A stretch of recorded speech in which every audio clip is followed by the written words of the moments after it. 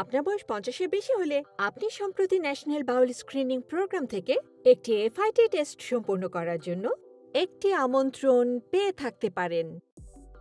এটি একটি টেস্ট যা আপনার মলে রক্তের উপস্থিতি শনাক্ত করে, যা সাধারণত খালি চোখে দেখা যায় না। এই টেস্টটি করা বা না করা আপনার উপর।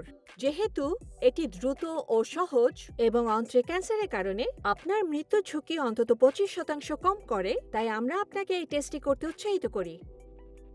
কিভাবে টেস্টটি করতে হয় তা আপনাকে দেখানো যাক। ধাপ 1, লেবেলটি চেক করুন। টেস্টটিতে একটি লেবেল আছে যাতে ইতিমধ্যে আপনার সব তথ্য আছে। সব ঠিক আছে কিনা চেক করুন। ধাপ 2, আপনার মল সংগ্রহ করুন।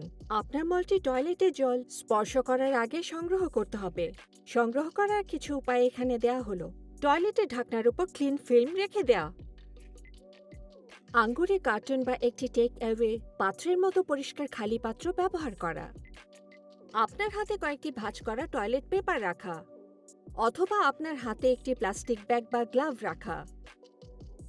ধাপ 3, আপনার নমুনা সংগ্রহ করুন।